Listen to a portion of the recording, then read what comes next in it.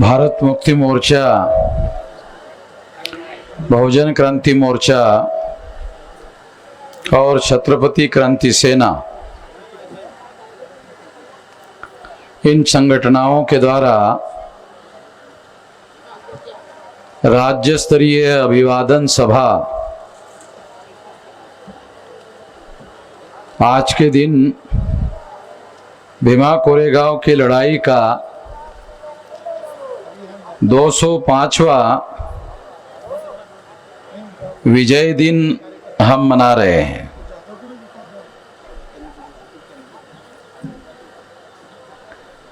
जो भीमा कोरेगांव का विजय स्तंभ है, वहां पर फडणवीस की सरकार ने, आरएसएस की सरकार ने शौर्य दिन लिखा। वो विजय दिन होना चाहिए। हमारे लोग शब्दों के बारे में ध्यान नहीं रखते। लड़ाई, चाकू, छुरी, बंदूक, गोली, इसकी लड़ाई खत्म हो गई। शब्दों से लड़ने की लड़ाई शुरू हो गई है।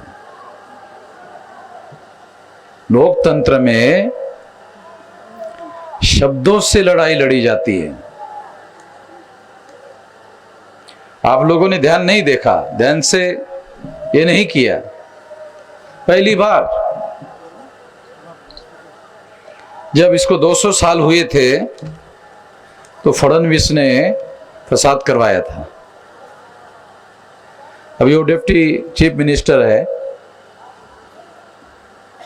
उसने फसाद करवाया था महाराष्ट्र में। और हमारे आंदोलन के बदौलत फडणवीस को उसकी इंक्वायरी करने के लिए कमीशन बिठाना पड़ा था। उस इंक्वायरी कमीशन के सामने अभी ये साल के अंत तक उसका रिपोर्ट आ जाएगा, मगर अभी तक जो डॉक्यूमेंट्री एविडेंस हमारे पास उपलब्ध है, उस डॉक्यूमेंट्री एविडेंस के आधार पर वो सारा का सारा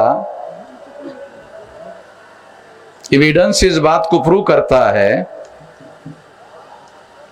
कि हमने इस इंक्वायरी कमीशन के सामने ये प्रूव कर दिया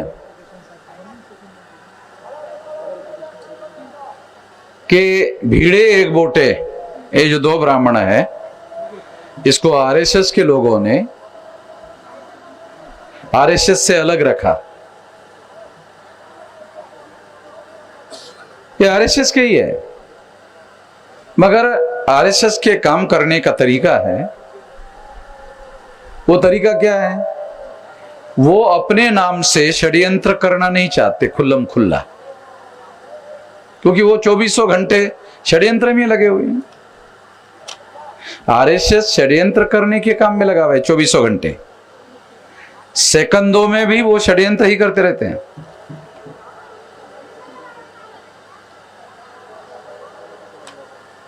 तो ये षड्यंत्र करने वाले जो लोग हैं, वो खुल्लम खुल्ला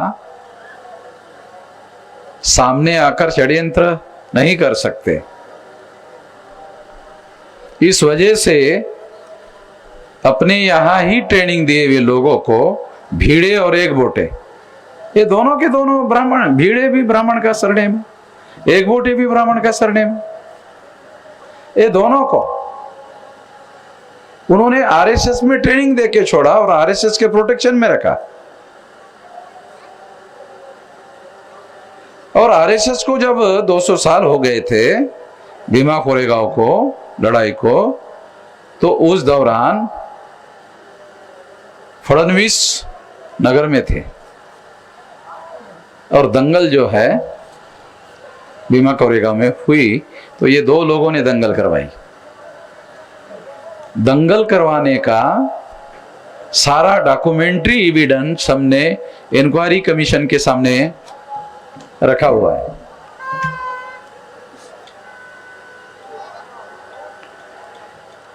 अभी नई जानकारी मिली है इंक्वायरी कमीशन के सामने। पहले तो हम लोगों को यही जानकारी थी कि वहां जो दोनों वकीलों का आर्गुमेंट होता था तो वो सारा का सारा रिकॉर्डिंग हो रहा है, ऐसा ही बताया जा रहा था। मगर अभी हम लोगों को लास्ट वीक ऑफ दिसंबर में ये जानकारी मिली कि उसका रिकॉर्डिंग नहीं हो रहा है।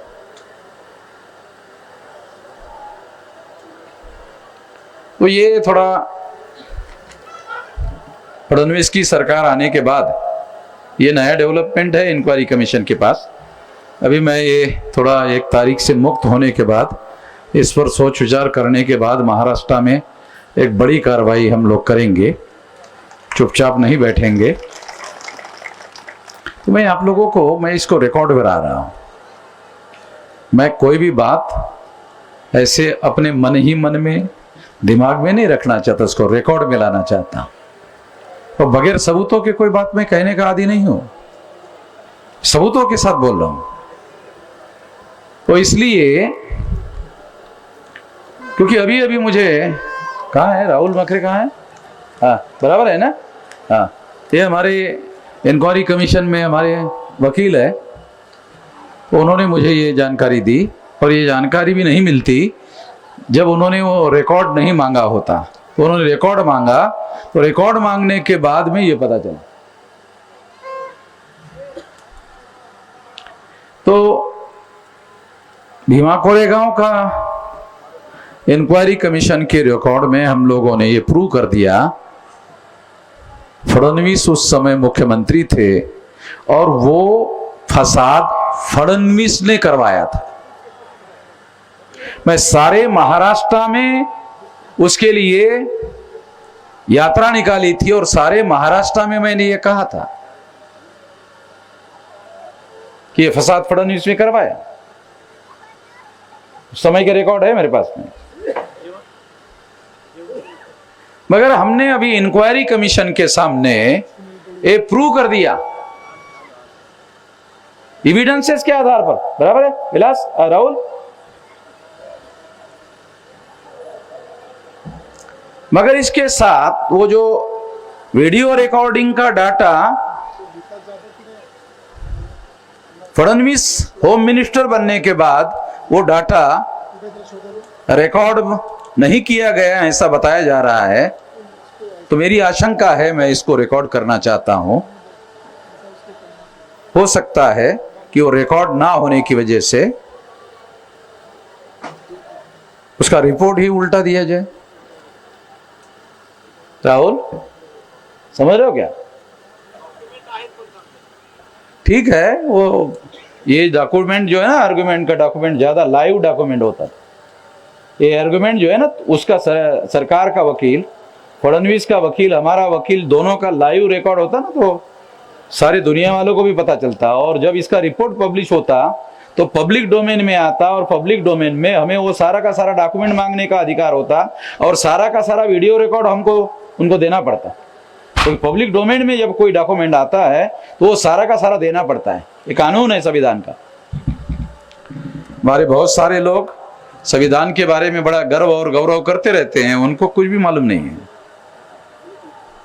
बाबा साहब ने संविधान लिखा इतना ही मालूम है। क्या लिखा ऐसा पूछो, क्या लिखा? तो वो मेरे मुंह की तरफ देखते, क्या लिखा या तो क्या बता, ABCD का पता नहीं है। तो मैं आप लोगों को आज 205वां ये शौर्य दिन नहीं है, ये फडणवीस ने शौर्य दिन लिखा।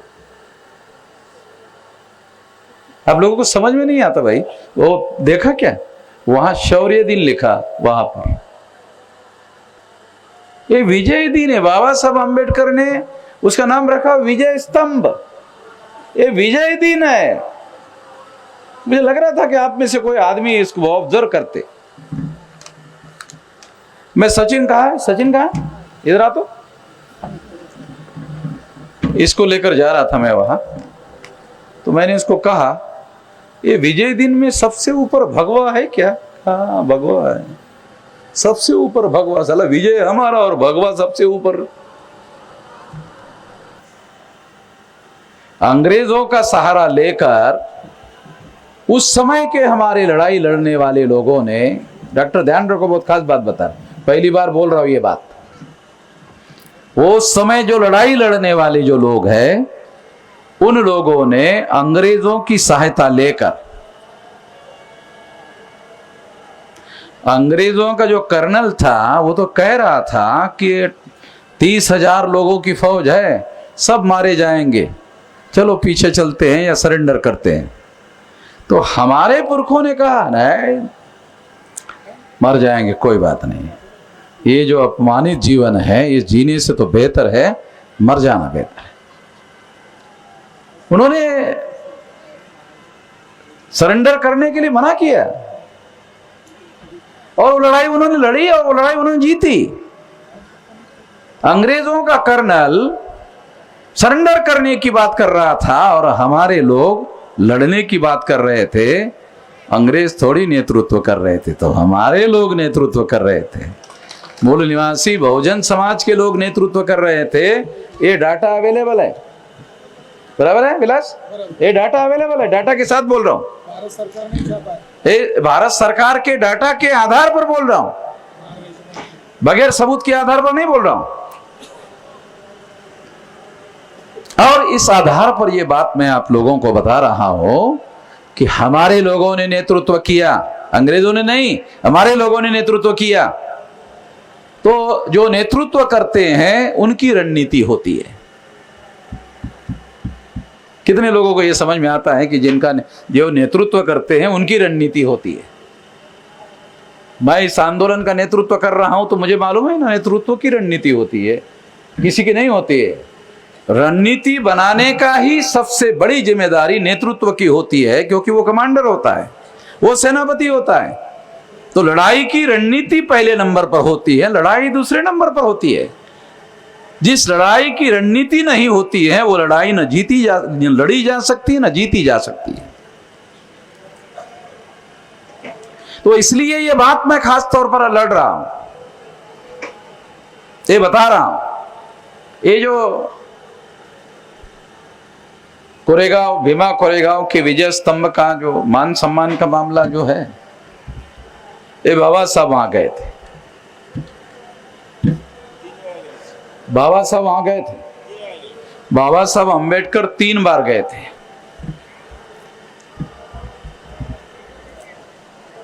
तीन बार वहां गए। बाबा साहब अंबेडकर के मृत्यु के बाद कोई नहीं गया, गया कोई? जब काशीराम जी को पता चला ये ऐसा ऐसा मामला है, वो पुणे में थे पंजाब के, जब उनको पता चला वो गए, तो वहां उन्होंने जाना शुरू किया, काशीराम जी ने जाना शुरू कर दिया। जब काशीराम जी ने जाना शुरू किया, जब वो महाराष्ट्र और पुणे छोड़ के नॉर्थ इंडिया में चले गए, तो फिर मैंने जाना शुरू किया। तो मैंने केवल जाना शुरू नहीं किया, तो 200 साल के 99 साल जब समाप्त हुए तो ऐलान किया 51,000 कार्यक्रम सारे देश भर में मीटिंग लेंगे। साल भर अभियान चलाया, साल भर 365 दिन तक। और 365 दिन तक जब ये सोशल मीडिया में और इसमें चला ना, साल भर, तब ये यात्रा शुरू हुई। ये यात्रा देख रहा हूं है, भक्त लोगों की यात्रा देख रहा हूं ना, ये यात्रा तब शुरू हुई, पहले नहीं होती थी। आपको मालूम हो इसलिए बता रहा हूं। तो संगठित रूप से कोई प्रयास करने का कितना बड़ा परिणाम होता है, ये उसका उदाहरण है। हमारे किन्नर भाई जो है यहाँ आकर बोले कि उनके साथ क्या व्यवहार होता है, तो मैं उन लोगों को भी बताना चाहता हूँ, उनको भी न्याय चाहिए ऐसा वो कह रहे थे यहाँ, तो मैं उनको भी बताना चाहता हूँ, संगठन बनाओ। काहे के लिए चिल्ला रहे हो? उनके साथ क्या हो रहा है क्या नहीं हो रहा है। तो किन्नर लोगों को मैं अनुरोध करता हूँ, संगठन बनाओ। मैं आपको जो चाहिए, आपको जो मदद चाहिए संगठन बनाने के लिए, आपको जो मदद चाहिए। जब सुप्रीम कोर्ट ने किन्नर लोगों को थर्ड जेंडर डिक्लेयर किया, इसका मतलब समझते हो? किन्नर जो है वो थर्ड जेंडर है, ये सुप्रीम कोर्ट ने माना, तो इसका मतलब है संवैधानिक मान्यता हो गई है। तो ये लोग संगठित होकर सारी समस्याओं का, इनकी जो भी समस्याएं हैं सारी समस्याओं का समाधान होगा। इनको भी 18 साल उम्र के बाद वोट का अधिकार है, पता है कि नहीं मालूम नहीं उनको, मुझे इनका भी वोटर लिस्ट में नाम होना चाहिए और इनको भी वोट डालना चाहिए, वोट डालना चाहिए, इनको चुनाव भी लड़ना चाहिए। अरे नरेंद्र मोदी के खिलाफ अगर ये लड़ेंगे ना तो गारंटी से बोलता हूं ये लोग चुनाव जीत सकते हैं। क्यों? ये असली किन्नर है, वो नकली है, तो जो असली है वो जीतेगा, है? नकली वाला थोड़ी जीतेगा। केवल एक मुद्दे पर, ये नकली किन्नर है, मैं असली किन्नर, इसी के आधार पर चुनाव जीत सकता है। ज्यादा लंबी लड़ाई लड़ने की भी जरूरत नहीं है। साथियों, मैं आपको ये समझाना चाहता हूं कि ये जो 1818 को लड़ाई हुई, इस लड़ाई को हमारे पुरखों ने जीता। इसमें 90% जो है वो अछूत लोग थे और 10% तमाम बहुजन समाज के लोग थे, घुमंतु जाति के लोग भी थे, मराठा लोग भी थे, मुसलमान भी थे, सारे बहुजन समाज के लोग थे। तो जिस तरह से अछूत लोगों को ये जानकारी हो गई कि ये लड़ाई हमारे पुरखों ने लड़ी, जो तो 10% यानी कम से कम 50 लोग जो है वो बहुजन समाज के भी थे, तो केवल एक जाति के नहीं थे। और बहुत सारे जो लोग हैं वो ये बात, जो 10% लोग थे उसके बारे में हमारे ही जाति के लोग बोलना नहीं चाहते, हमारी जाति के। अरे अगर आप केवल अपने जाति का उत्सव बनाना चाहते हो तो जो ब्राह्मण है वो भी उसको आपके जाति का ही उत्सव बनाना चाहते हैं। इसको बहुजनों को बनाओ, ये खबरदारी लो। इतनी परिपक्वता हमारे लोगों के दिमाग में होनी चाहिए। केवल अपने जाति का उत्सव बनाने की बात योग्य नहीं है, सही नहीं है। संख्या में कम हो सकते हैं मगर बहुजन समाज के लोग थे। फडणवीस के जो पुलिस वहां रखे हुए ना, पुलिस में फडणवीस ने पुलिस रखे, तो उसको फडणवीस ने बोला, क्या बोला? जय भीम बोला आणि पुढे चाला, जय भीम बोला आणि पुढे चाला। कि समझते है? तो फडणवीस भी इस प्लानिंग में लगा हुआ है। एका जातीचा कार्यक्रम आहे, एका जातीचा कार्यक्रम आहे। आम्ही लोक म्हणू रे बहुजनाचा रे, है? अरे बहुजनाचा आहे रे।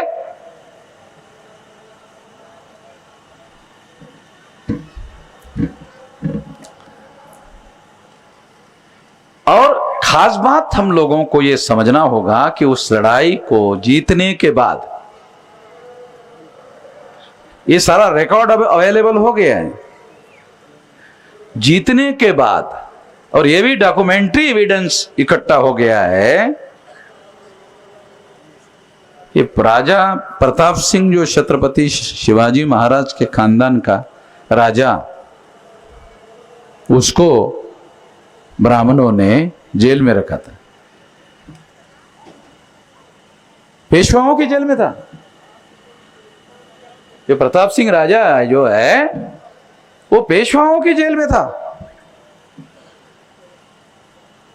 और ये जो अंग्रेजों ने 267 एकड़ जमीन जो दिया था ना माड़वतकर को, उसके खानदान का आदमी है।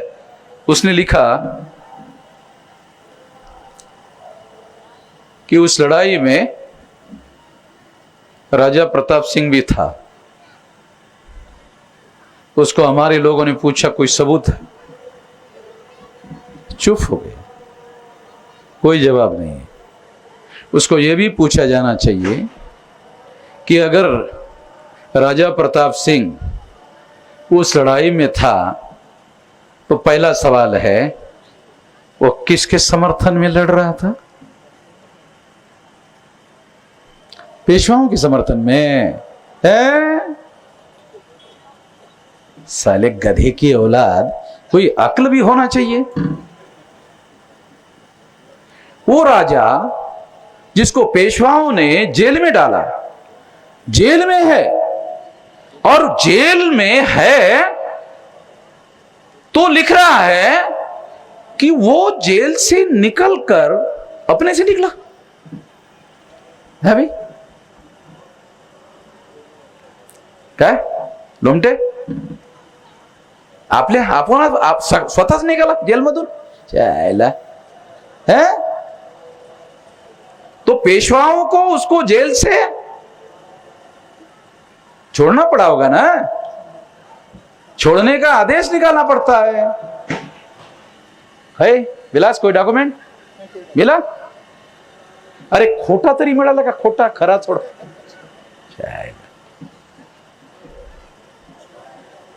ठीक है, थोड़ी देर के लिए मान लेता हूं मैं। हमारे गधे लोग हैं, हमको इतिहास का एबीसीडी पता नहीं है।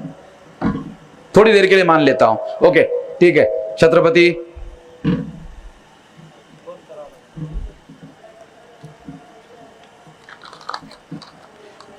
प्रताप सिंह राजे त्या लढाईमध्ये वो उस लड़ाई में शामिल थे।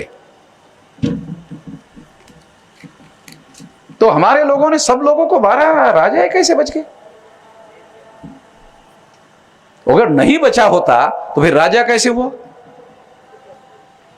ये प्रताप सिंह राजा जो है, इस लड़ाई को जीतने के बाद, हमारे लोगों ने लड़ाई जीतने के बाद प्रताप सिंह राजा सातारा के राजा हुए ना। अगर उस लड़ाई में वो राजा था और ब्राह्मणों की तरह वो भी मारा गया था तो वो राजा कैसे हो गया? प्लस कैसे हो गया राजा? नहीं, सवाल पूछ रहा हूं, आप लोगों को जानकारी होनी चाहिए कि झूठ कैसे है, वो झूठ प्रमाणित कर रहा हूं। पहली बात तो ये कि पेशवाओं ने ऑर्डर निकाला होगा। कहां है ऑर्डर कि इसको जेल से निकालो? जेल से निकालकर युद्ध मैदान में भेजो। तीसरा, ये युद्ध मैदान में जिन्होंने उसको जेल में डाला उनके समर्थन में लड़ाई लड़ेगा। साला हैरान करने की बात। जिन पेशवाओं ने उनको जेल में डाला उसके समर्थन में प्रताप सिंह राजा लड़ाई लड़ेगा और उस पेशवाओं को विजयी बनाएगा। विजयी क्यों बनाएगा? क्योंकि पेशवा विजयी होने के बाद प्रताप सिंह राजा को दोबारा जेल में डाले ताकि उसको विजयी बनाया जा सके। अरे गधे की साली, गधेपन की हद होनी चाहिए भाई। मूर्खता की, गधेपन की हद होनी चाहिए। आदमी को लिमिट में गधा होना चाहिए, लिमिट में गधा होना चाहिए, मगर इतना गधा नहीं होना चाहिए कि लिमिट के बाहर गधा हो। ये तो लिमिट के बाहर गधा होने का मामला है, इसका कोई लिमिट नहीं है। तो इसलिए ये बात मैं आप लोगों को बता रहा हूं। सरकार ने देखो, ये पैदल चलने वालों के लिए इंटरनेट बंद नहीं किया। पता है आप लोगों को इंटरनेट बंद है? पता है ना? हमारा स्पीच सारे देश के लोग ना सुने इसके लिए इंटरनेट बंद किया। क्योंकि हम सबूतों के साथ बोलते हैं। और ये आज तक प्रताप सिंह राजा का जो चैप्टर है गायब कर दिया था इतिहास में। प्रताप सिंह कौन? प्रताप सिंह कहां का, किधर है? गायब ही कर दिया इतिहास में से। प्रताप सिंह नाम का चैप्टर ही गायब कर दिया। वो चैप्टर ओपन कर दे, जो इतिहास से चैप्टर ही गायब कर दिया था वो चैप्टर ओपन कर रहे। वो भयंकर चैप्टर है, मराठा लोगों को भी पता नहीं है। जो इतिहासकार है मराठा के, उनको पता नहीं है। अरे इतिहासकार तो थोड़ा बहुत दूर के होते हैं, जो अभी राजा के वारिस है ना, राजा के वारिस खानदान के लोग। तो विलास ने उनको पूछा कि उनकी समाधि कहां है, तो बोलते हमको पता नहीं है। तुमको मालूम होगा तो हमको बताओ। अरे हम तो ढूंढेंगे, अभी तो मालूम हुआ, अभी तो वहां उत्तर प्रदेश सरकार को, वहां के जिलाधिकारी को, वाराणसी को लिखेंगे, सारा डॉक्यूमेंट इकट्ठा करेंगे। वो राजा था तो समाधि का कोई ना कोई एविडेंस जरूर होगा, वो डिस्ट्रिक्ट रिकॉर्ड में जरूर होगा।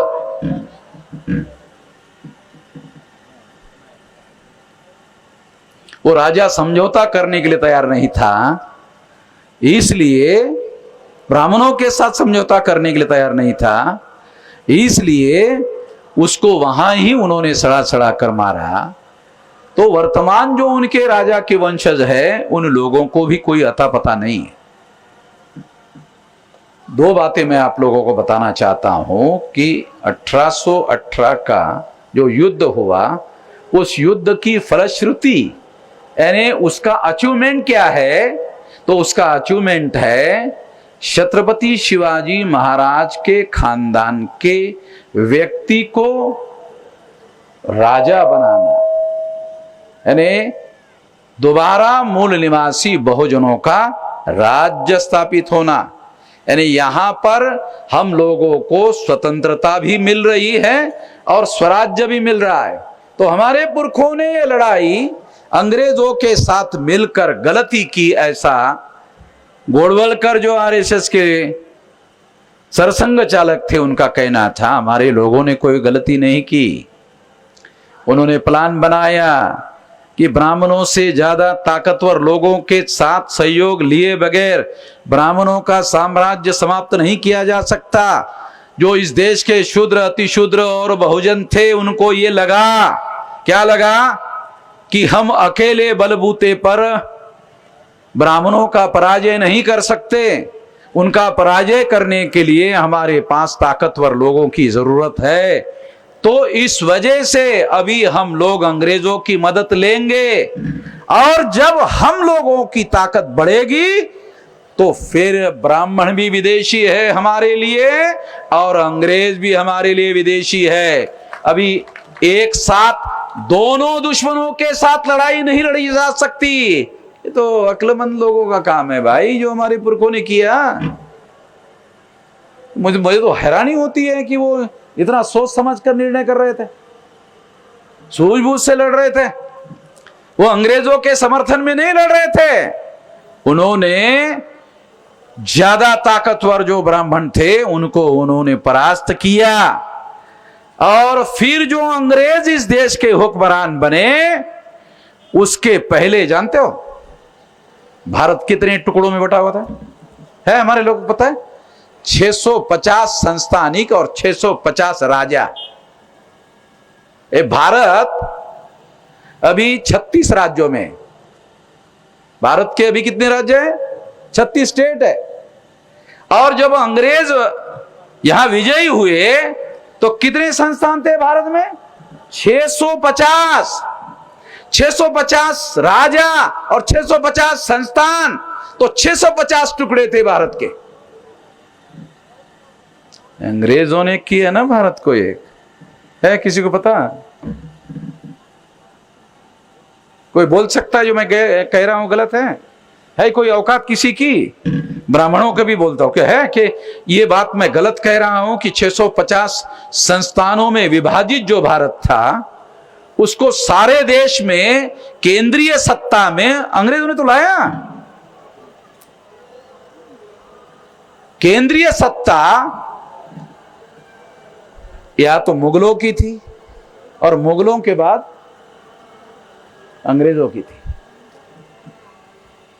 और मुगलों के पहले जानते हो किसकी थी? हम लोगों की थी, मौर्यों की। अफगानिस्तान तक एक केंद्रीय सत्ता जो थी वो हम मौर्य लोगों का साम्राज्य जो था वो नाग लोगों का साम्राज्य था। ये जो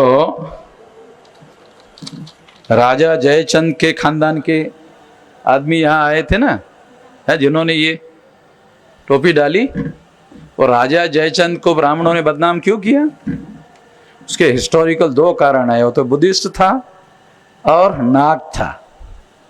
तो सारे ये बात हमने पटना के अधिवेशन में प्रमाणित की, सिद्ध की।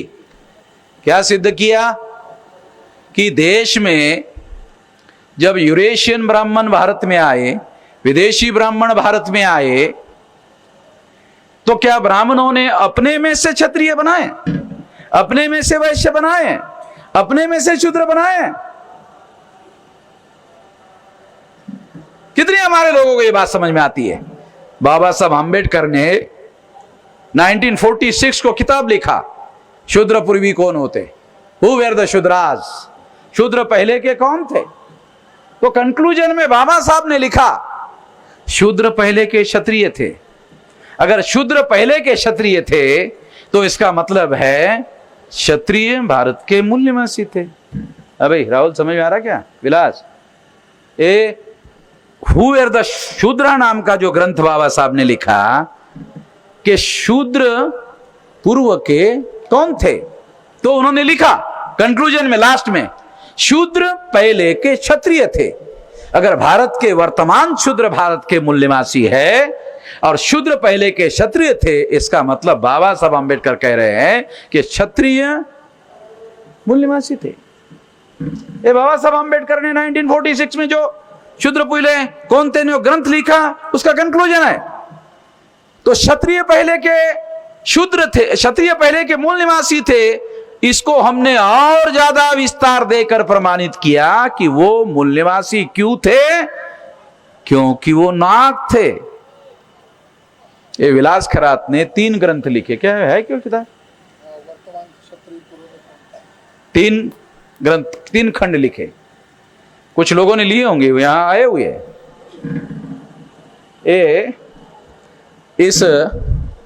इसका टाइटल है वर्तमान क्षत्रिय पूर्व में कौन थे। 3 खंड है।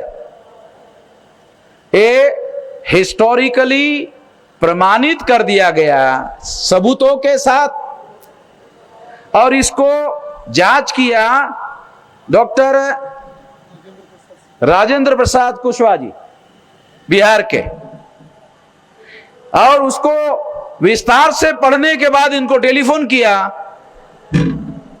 सही है क्या होना कि जो आपने लिखा, मैं ये हैरानी से इसको पढ़ रहा था कि शायद इसमें गलतियां होगी। मैं सारी की सारी बातें सही है, क्योंकि ये विश्व की जो 10 यूनिवर्सिटियां हैं ना, विश्व की, भारत की कोई भी नहीं है। क्योंकि जब तक ब्राह्मणों के नियंत्रण में रहेगा, विश्व की यूनिवर्सिटी का नंबर हमारा कैसे आएगा? नालंदा और तक्षशिला जब यूनिवर्सिटी थी दुनिया में हमारे यहां, तो वो दुनिया में पहले नंबर की थी। ये तक्षशिला और नालंदा यूनिवर्सिटी जो थी वो दुनिया में पहली थी। और अभी दुनिया में सारी यूनिवर्सिटी अमेरिका और यूरोप में है, 10 यूनिवर्सिटी, उसमें भारत की एक भी नहीं है। तो मैंने सोचा 100 में भी नहीं है, 200 में भी नहीं है, 300 में भी नहीं है, 400, हाँ 400 में। इतने नालायक है ब्राह्मण। हमारे हाथ में तो है नहीं ना, हम थोड़ी देख रहे भारत को, हम चला रहे क्या? हम तो नहीं चला रहे। हम चलाते तो फिर दिखाते हमारे पास तो कुछ भी नहीं है।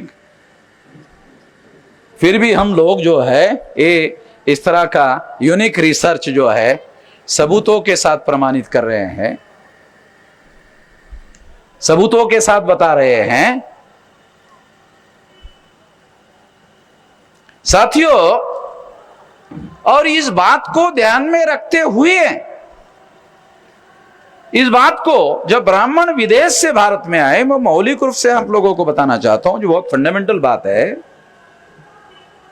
वो क्या है कि जब ब्राह्मण विदेश से भारत में आए, वो विदेशी थे, तो यहां का जो मटेरियल है, पॉपुलेशन है, उस पॉपुलेशन को लेकर उन्होंने वर्ण व्यवस्था बनाई और यहां के लोगों को, ब्राह्मण को ऊपर रखने के बाद हमारे में से ही कुछ लोगों को उन्होंने क्षत्रिय बनाया, हमारे में से ही कुछ लोगों को उन्होंने वैश्य बनाया, हमारे में से ही कुछ लोगों को उन्होंने शूद्र बनाया। और ब्राह्मणों ने ही, बाबा साहब ने लिखा, अनटचेबल किताब का नाम सुना, पढ़ लो, एक किताब आया हुआ है, ट्रांसलेटेड है, बाबा साहब ने अंग्रेजी में लिखा है, आप लोगों के लिए मराठी, हिंदी और कई भाषाओं में हमने ट्रांसलेट किया है, पढ़ लो। अनटचेबल अनटचेबल ये भी ब्राह्मणों ने बनाया। यानी अछूत जो है, इंडियन पीनल कोड में ऐसी कोई सजा नहीं है जो generation to generation, generation to generation, generation to generation, generation to generation मिले। इंडियन पीनल कोड में ऐसी कोई सजा नहीं है। पुलिस वालों को पता ही नहीं है, इधर पुलिस वाले बैठे हुए, कि कोई सजा जनरेशन टू जनरेशन हो सकती है, ऐसा कोई इंडियन पीनल कोड में व्यवस्था ही नहीं है। मगर ये अस्पृश्यता की जो सजा है, ये जनरेशन टू जनरेशन, एक जनरेशन को नहीं, तमाम 2000 साल हो गए। कितने एग्जैक्टली साल हो गए? तो ईसा पूर्व 185 को सम्राट बृहदत्त मौर्य की हत्या की पुष्यमित्र शुंग नाम के ब्राह्मण ने। तो आज 2022 चल रहा है, तो 2022 में 185 मिलाओ तो आंकड़ा निकलता है 2207 साल। इतने साल हो गए है? गणित के साथ बता रहा, मेरा गणित बहुत कच्चा है, आप देख लेना। 85 में 22 को मिलाने के बाद 207 ही होते हैं ना। 2207 साल हो गए। ईसा पूर्व 185 को सम्राट बृहदत्त मौर्य की पुष्यमित्र शुंग नाम के ब्राह्मण ने हत्या की। ब्राह्मणों का सारा इतिहास हिंसा का इतिहास है। और ब्राह्मणों ने बुद्ध पर, मौर्य पर यह आरोप लगाया। क्या आरोप लगाया? ये अहिंसक लोग हैं। समझ क्या बोल रहा हूं? क्या आरोप लगाया ब्राह्मणों ने? ये अहिंसक लोग हैं। और ब्राह्मणों ने अपने लिए क्या कहा? हम हिंसक लोग हैं।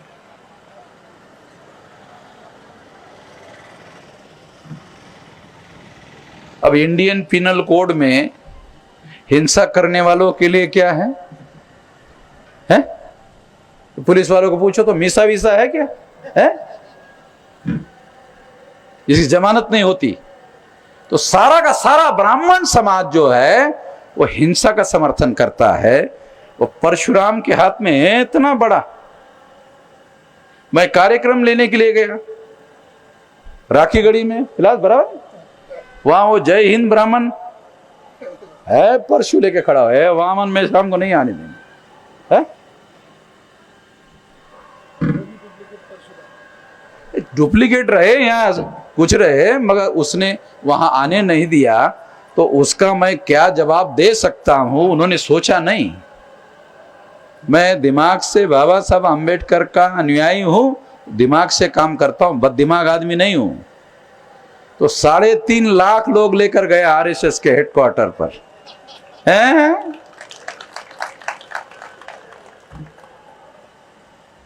3.5 लाख लोगों का आरएसएस के हेडक्वार्टर पर मोर्चा लेकर गया। फडणवीसनी मला निरोप पाठवला आता, म्हटले मेश्राम साहेब तुमचा सत्कार करायचा आहे। चाहेला म्हटलं फडणवीस माझा सत्कार करते कशासाठी? है? मी तुमच्या ढोंगणात लाथा मारून राहिलो आणि तुम्ही माझा सत्कार करता विचारले, आश्चर्यच आहे. है? तुमच्या ढोंगणात लाथा मारल्याच्या बद्दल करून राहिले का? कशाबद्दल करून राहिले?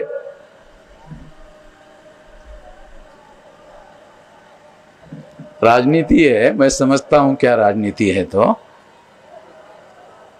मैं आप लोगों को बात समझा रहा हूं, बता रहा हूं कि ये लड़ाई जो हम लोगों ने जीती, तो इसका सबसे पहला बेनिफिट प्रताप सिंह राजा जो पेशवाओं के जेल में थे, वो जैसे ही पराजित हुए राज अंग्रेजों का आ गया. जब अंग्रेजों का आ गया और हमारे लोग में ये अंडरस्टैंडिंग था, वो राजा को आजाद करने के लिए वो लड़ाई लड़ रहे थे. ऐसे डॉक्यूमेंट अभी उपलब्ध हो गए. तो इसका मतलब है हमारे लोग अंग्रेजों के समर्थन में नहीं लड़ रहे थे. हमारा राजा जो है आजाद हो जाए तो हमारा राज स्थापित हो जाए. वो तो बहुत सोच समझ कर लड़ रहे थे. ये तो पहली बार ये डॉक्यूमेंट सामने आए हैं. इसके पहले ये डॉक्यूमेंट सामने नहीं आए.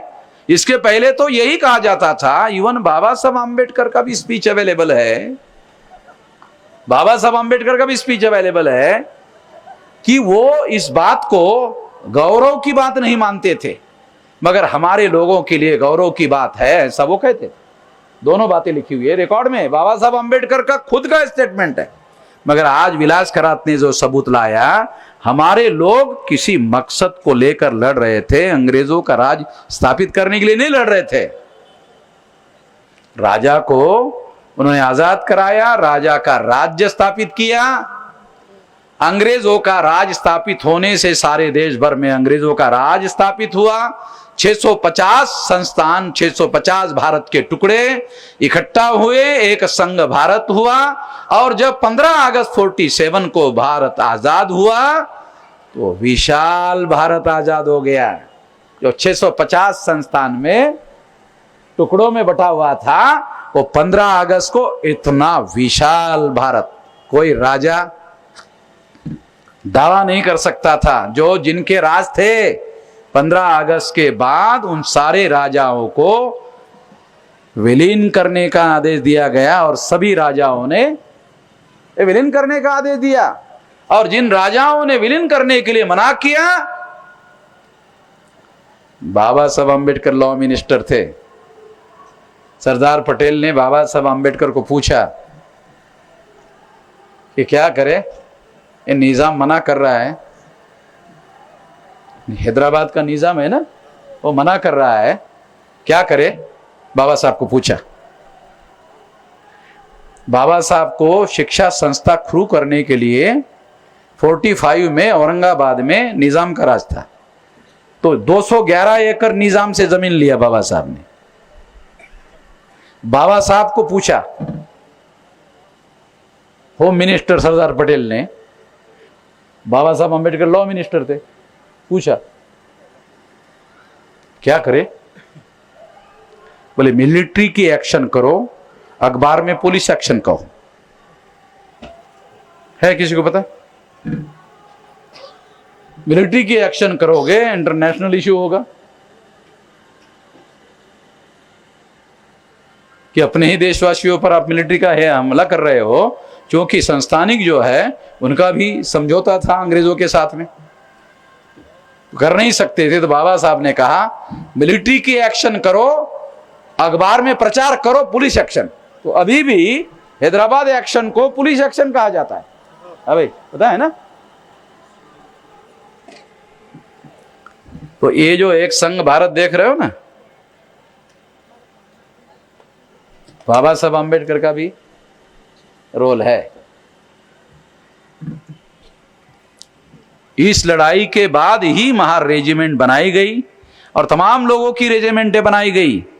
आप सुनकर हैरान हो जाओगे, जब हिटलर ने दुनिया में वर्ल्ड वार शुरू किया, तो वर्ल्ड वार में लड़ाई लड़ने के लिए महाराष्ट्र से भारत की जो मिलिट्री है महार रेजिमेंट, वर्ल्ड वार में लड़ाई लड़ने के लिए गई थी. है किसी को पता? बाबा साहेब आंबेडकर जिंदाबाद जिंदाबाद जिंदाबाद. अरे त्याच्या पलीकडं काहीतरी. बाबासाहेब आंबेडकरांना तुम्ही गुरु मानता म्हणून तुम्ही जिंदाबाद म्हणता, ते बरोबर आहे. पण बाबासाहेबांचा गुरु बुद्ध, बाबासाहेबांचा गुरु ज्योतिराव फुले, बाबासाहेब आंबेडकरांचा गुरु कबीर, बाबासाहेब आंबेडकरांनी एकदा तरी म्हणलं का रे जय बुद्ध जय कबीर जय फुले? एकदा तरी म्हटलं का? आहे काय अवेलेबल आहे का? एकदाही नाही म्हटलं. मग काय केलं? करत होते, दररोज करत होते.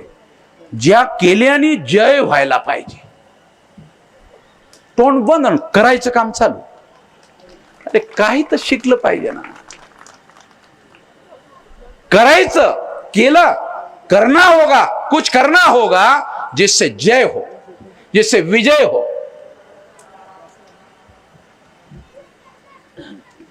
तो इसलिए मैं ये बात आप लोगों को बता रहा हूं कि ये लड़ाई जो है ये साधारण लड़ाई नहीं थी. इस लड़ाई की वजह से बहुत सारी बातों का अचीवमेंट हुआ और इसी लड़ाई की वजह से, यही लड़ाई थी, इसी लड़ाई की वजह से प्रताप सिंह राजा ही नहीं हुए तो आप सुनकर और हैरान हो जाओगे. 1848 नहीं, शायद 1835. स्कूल कितने बजे खुला विलास? 1832 में. ज्योतिराव फुले का 1848 और छत्रपति प्रताप सिंह ने स्कूल कब खोला? 1832. ज्योतिराव फुले के पहले हैं कि बाद में है? पहले है. फर्क इतना है कि प्रताप सिंह राजे थे, ज्योतिराव फुले संगठन के आदमी थे. जान लो, ज्योतिराव फुले का मैसेज सारे देश भर में हम लेकर क्यों जा रहे, क्यों बता रहे?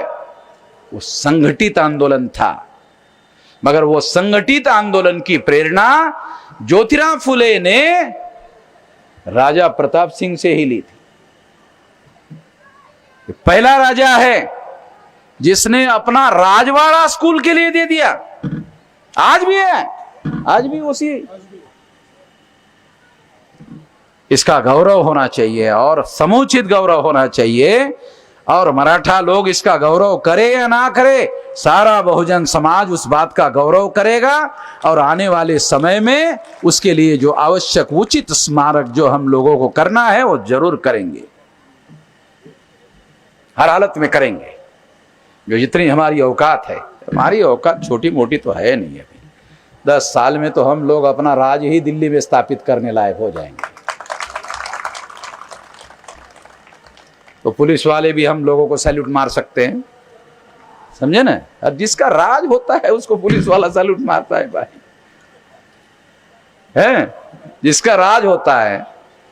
अभी तो हमारा राज नहीं है, प्रभाव है. पहले प्रभाव होता है फिर राज होता है. छोटा मोटा काम नहीं कर रहे हम लोग. तो इसलिए मैं ये बात साथियों आपको समझा रहा हूं कि ये लड़ाई का बहुत सारा अचीवमेंट है. उसी लड़ाई से वो स्कूल ओपन हुआ, उसी लड़ाई की वजह से बाबा साहब अम्बेडकर को उस स्कूल में जाने का अवसर मिला. उसके फादर को, बाबा साहब अम्बेडकर के फादर को मिलिट्री में भर्ती होने का मौका मिला. उसी वजह से वो सातारा में गए. बाबा साहब अम्बेडकर के पिता सातारा के नहीं थे, वो कोकन के थे. सातारा कोकन में नहीं आता है. मिलिट्री में भर्ती होने की वजह से वो सातारा में गए और सातारा में उस स्कूल में जो छत्रपति ने शुरू किया था, उस स्कूल में बाबा साहब अम्बेडकर को एडमिशन किया. देख रहे हो नहीं इतने लोग बैठे हुए. छत्रपति प्रताप सिंह राजे का उपकार है,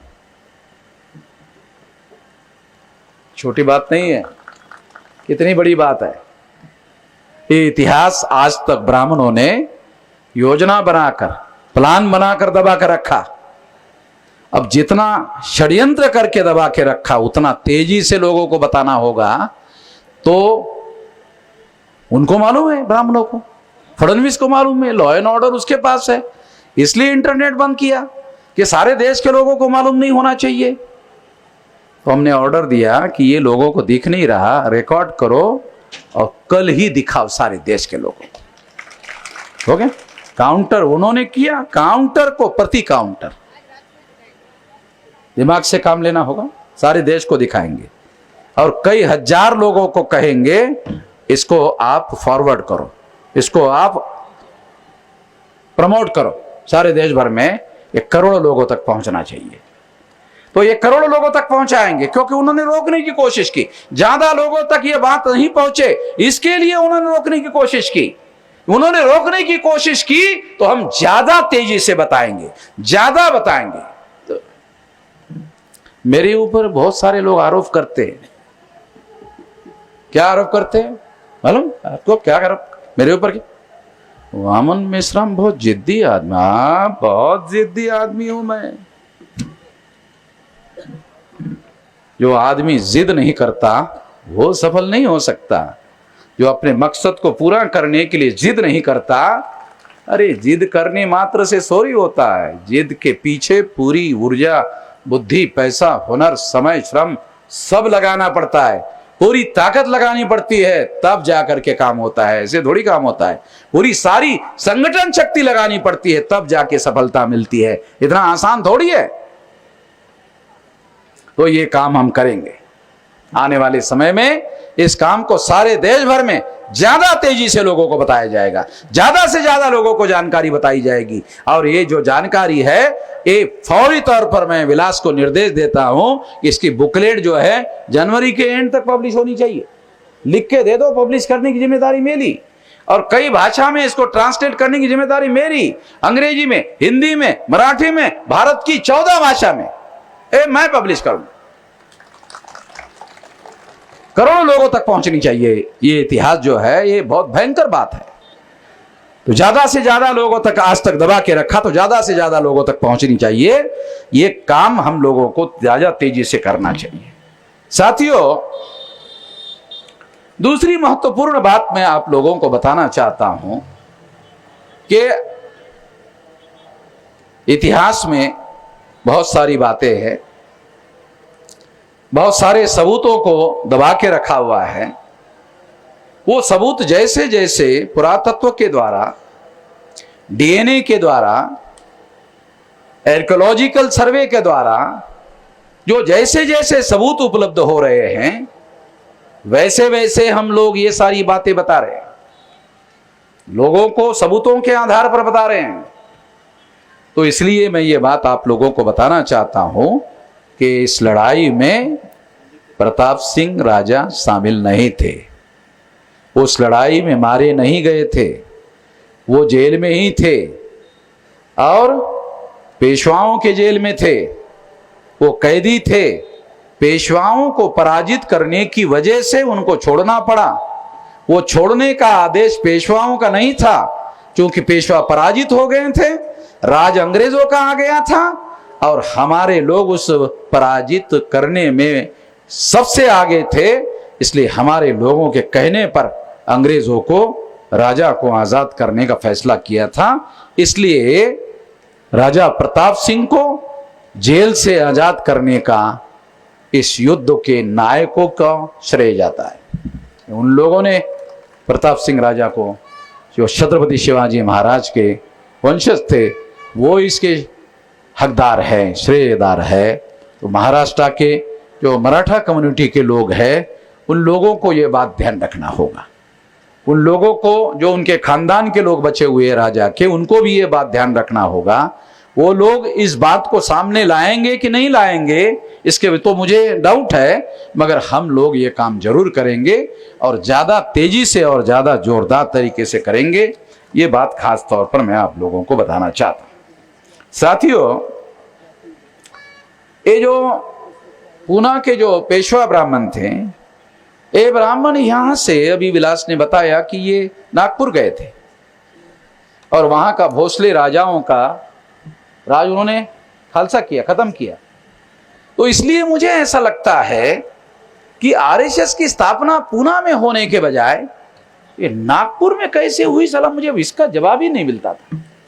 तो मुझे लगता है अभी जवाब इसमें उसका जवाब है कि ये जो पुणे के ब्राह्मण, पेशवा ब्राह्मण जो थे वो वहां नागपुर में, और उन्हीं के खानदान के ये लोग रहे होंगे जिन्होंने आरएसएस बनाई। और उन आरएसएस पुणे से बननी चाहिए थी, नागपुर से कैसे बनी? तो ये पेशवा के लोग थे, ये उन्होंने ही आरएसएस बनाई। तो आज देश में जो राज है ये आरएसएस के लोगों का राज है, भाजपा के लोगों का, नरेंद्र मोदी का राज नहीं है। नरेंद्र मोदी तरह मराठी मध्ये बुजगाव नाही रे, है बुजगाव नाही। आपले शेतकरी शेतीमध्ये असं गाडतात ना, है मग पक्षी येतात, मग बघतात अरे शेतकरी आहे, नसतो का शेतकरी? नाही, कोण असतो? बुजगाव ना, हे नरेंद्र मोदी बुजगाव नाही, हे आरएसएसचं बुजगाव नाही। तेव्हा हम लोगों को याद रखना होगा कि ये नरेंद्र मोदी नहीं जिससे हम लड़ रहे हैं, नहीं, इससे क्या लड़ने का? नरेंद्र मोदी थोड़ी लड़ने का, तो हमारा बैकवर्ड है, नरेंद्र मोदी हमारा ही बैकवर्ड है, आरएसएस के लोग उसका इस्तेमाल कर रहे हैं। लड़ाई आरएसएस वालों से ही है, किसी और से नहीं होगी, आरएसएस वालों से होगी। जब मैं नागपुर में 3.5 लाख लोगों का मोर्चा लेकर गया तो बहुत सारे लोगों ने मुझे सलाह दिया, अरे वामन मेश्राम गधा आदमी है, संसद में जाना चाहिए, तो नागपुर में आरएसएस के हेडक्वार्टर पर जा रहा है। जब मैं 3.5 लाख लोग गया और वहां आरएसएस के लोग हेडक्वार्टर को चाबी लगाकर, लॉक लगाकर जब भाग गए ना, तब हमारे लोगों को अकल आई, अरे वामन मेश्राम का ही बराबर है। अबे ये जो दिल्ली में बैठे हुए लोग हैं ना, और महाराष्ट्र में ये शिंदे बिंदे ना, अरे ठेवलेला आहे ते, ठेवलेला समजते ना, मराठीतल्या लोकांना समजते है ते, बघा त्याला समजले, हे ठेवलेलं आहे ते असं टिळा लावून, है तो ये थोड़ी राज करने वाले लोग हैं, ये राज करने वाले लोग नहीं है। तो असली आरएसएस वाले लोग हैं, ये असली जो है आरएसएस वाले लोग हैं, और इन्हीं लोगों से हम लोगों को लड़ना होगा। ये हम लोग समझते हैं, हम लोगों को मालूम है किससे लड़ना है, किससे नहीं लड़ना है, किसी से भी नहीं लड़ने का। अपने लोगों को सामने करते हैं तो अपने लोगों को सामने करते हैं तो उन लोगों से नहीं लड़ने का, जो सामने करने वाले लोग होते हैं, जो पर्दे के पीछे रहते हैं, उनको ढूंढकर उसके साथ लड़ना होगा। और उसको हम बहुत अच्छी तरह से जानते हैं, उसको हम अच्छी तरह से जानते हैं, और इसलिए ये लड़ाई हम लोग लड़ रहे हैं, और उन्हीं लोगों से लड़ रहे हैं जिनसे लड़ना चाहिए। साथियों, उस लड़ाई में जो बहुत सारे लोग हैं जो ये कहते हैं कि प्रताप सिंह राजे थे, अरे उस फौज का सेनापति बापू गोखले नाम का ब्राह्मण था। छत्रपति शिवाजी महाराज ने ब्राह्मणों को प्रधानमंत्री बनाया। बहुत खास बात बता रहा हूं, छत्रपति शिवाजी महाराज कितने बुद्धिशाली व्यक्ति थे कि उन्होंने ब्राह्मण को प्रधानमंत्री बनाया, सेनापति नहीं बनाया। आया समझ में? छत्रपति शिवाजी महाराज ने, ससाने साहब, छत्रपति शिवाजी महाराज ने पेशवा बनाया, प्रधानमंत्री बनाया, सेनापति नहीं बनाया। क्यों? सेना और सेनापति अगर हमारा है तो बाकी राज अपने हाथ में ही रखा जा सकता है, अपने नियंत्रण में ही रखा जा सकता है। जो लोग ऐसा कहते हैं कि वहां प्रताप सिंह राजे थे, अरे सेनापति बापू गोखले था, 30,000 की फौज लेकर पुणे से आया था भीमा कोरेगांव में, और रात के 2 बजे ब्राह्मण जो फौजी थे उसमें कोई मराठा नहीं था, ब्राह्मण थे, फौजी थे। क्योंकि ब्राह्मणों को क्यों फौज में भर्ती किया था और गैर ब्राह्मणों को क्यों नहीं किया था? पेशवाओं को ये डर था कि अगर दूसरे लोगों की फौज को बनाया, मराठा लोगों की फौज बनाया, तो वो लोग इंटरनल सैबोटेज कर सकते हैं, विद्रोह कर सकते हैं। इसलिए मराठा लोगों को फौज में नहीं भर्ती किया, ब्राह्मणों को फौज में भर्ती किया। अब जब रात के 2 बजे ब्राह्मणों को 30,000 में से 30,000 ब्राह्मणों को मालूम हुआ कि वो 500 लोगों में सिद्धनाथ है, मालूम हुआ ब्राह्मणों के फौज को मालूम कि सिद्धनाथ है। 2000 ब्राह्मण नाम सुनकर ही भाग गए।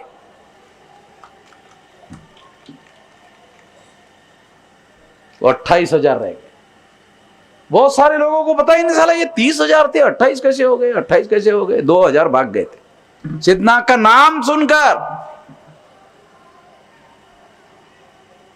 उनको मालूम था, उसका पहला पराक्रम भी उन्होंने देखा हुआ था, मालूम था, भाग गए। तो 28,000 लोगों का वहां बंदोबस्त हुआ और 28,000 लोगों को परास्त करने का काम किया गया। उसका सेनापति बापू गोखले नाम का ब्राह्मण था।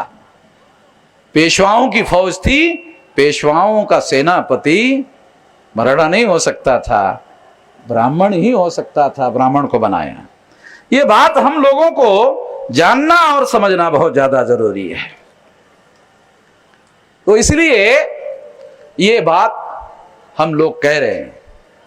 हमारे कन्नड़ के जो जादव है, उन्होंने अपने भाषण में एक बात कही कि अगले बार आप लोग नीले झंडे के जगह भगवा झंडा लेकर आओ। अरे भगवा तो बुद्ध का है, मौर्यों का भी भगवा ही है, आरएसएस का नहीं है। शिवाजी महाराज ने जो भगवा झंडा उठाया, अरे वो उनके पुरखों से आया हुआ है, मौर्यों से आया हुआ है, वहां से आया हुआ है। तो ये बात जो है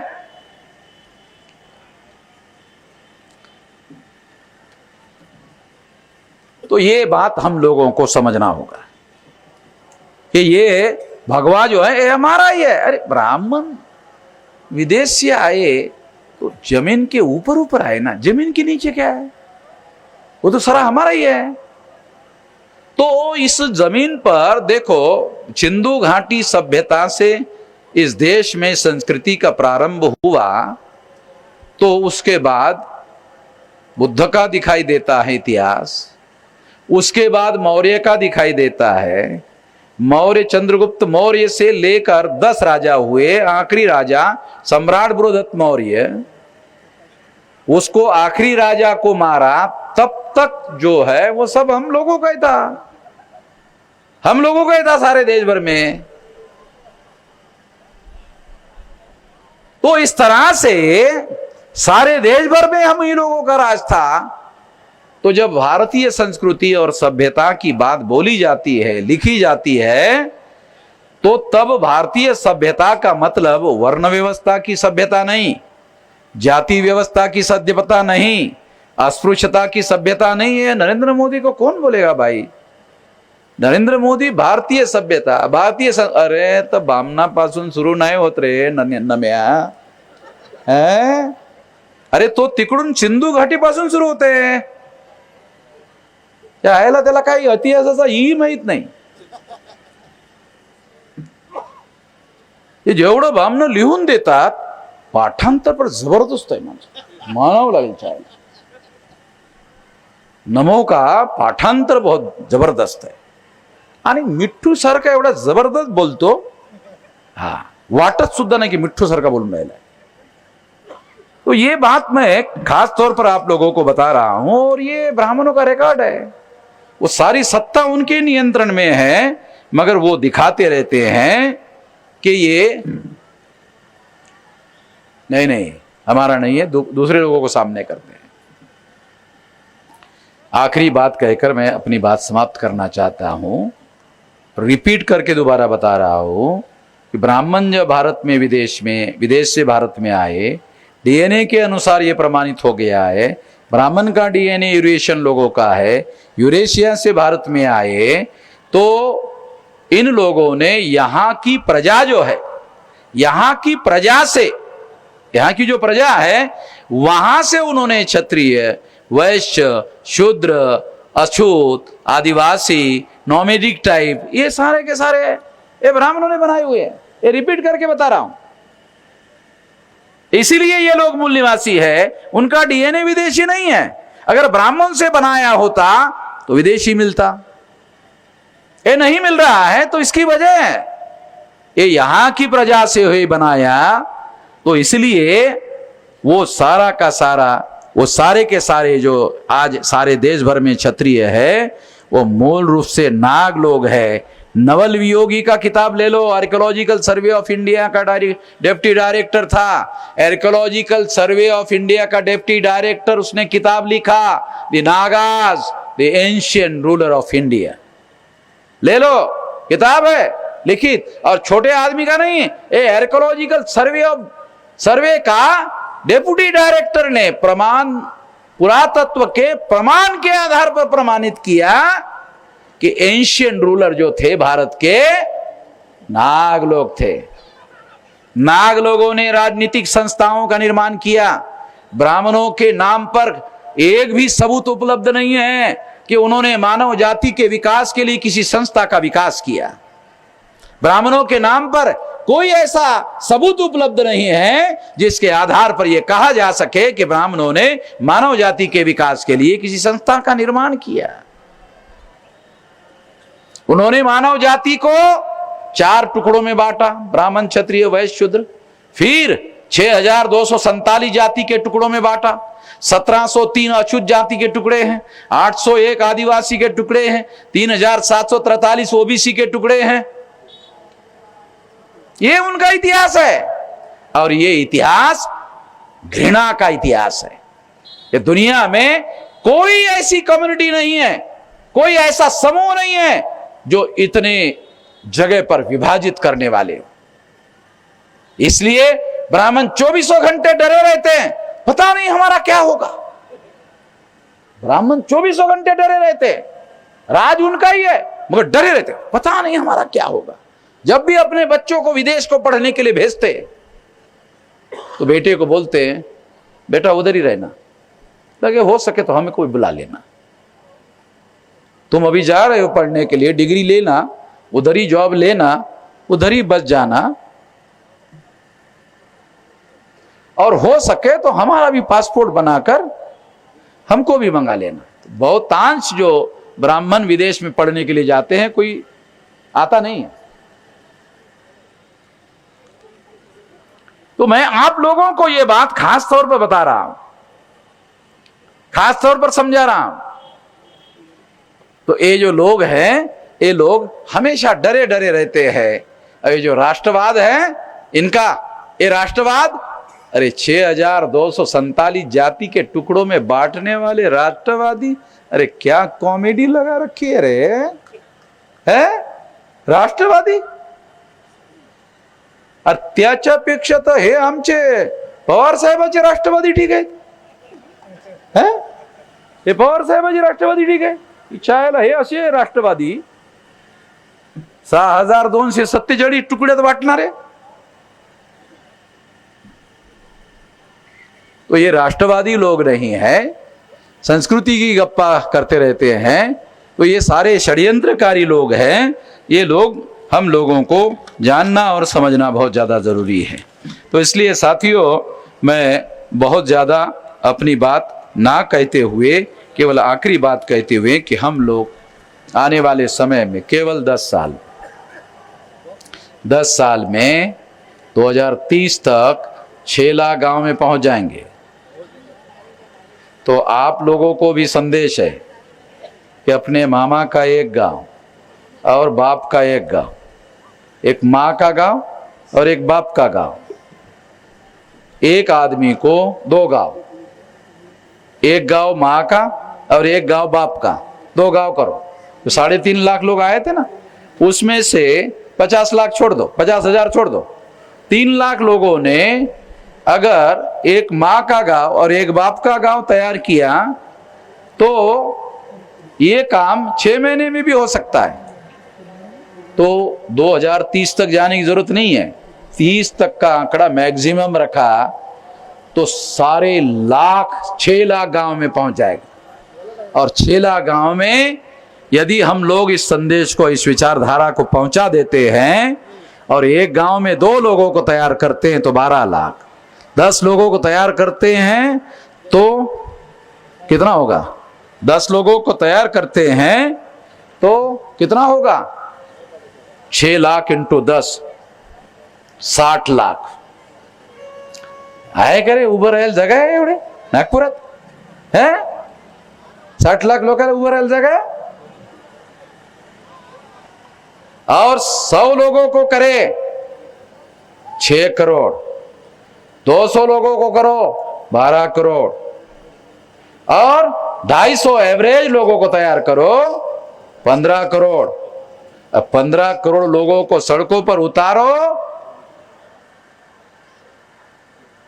केवल नेपाल की जगह खाली है, वो वीजा नहीं लगता, उधर भाग सकते हैं, भागने के लिए जगह नहीं मिलेगी।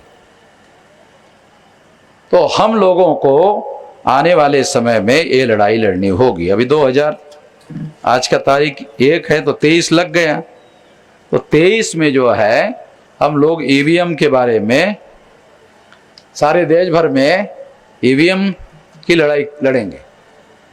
ईवीएम की लड़ाई लड़ेंगे क्योंकि ईवीएम जो है सबसे ज्यादा सत्यानाश करने वाला जो मशीन है वो ईवीएम है। तो इसलिए ईवीएम के बारे में हम लोग लड़ाई लड़ेंगे और साल भर में इसकी देश भर में परिवर्तन यात्रा की तैयारी शुरू होने वाली है। गौतम रेडी है कार्यक्रम?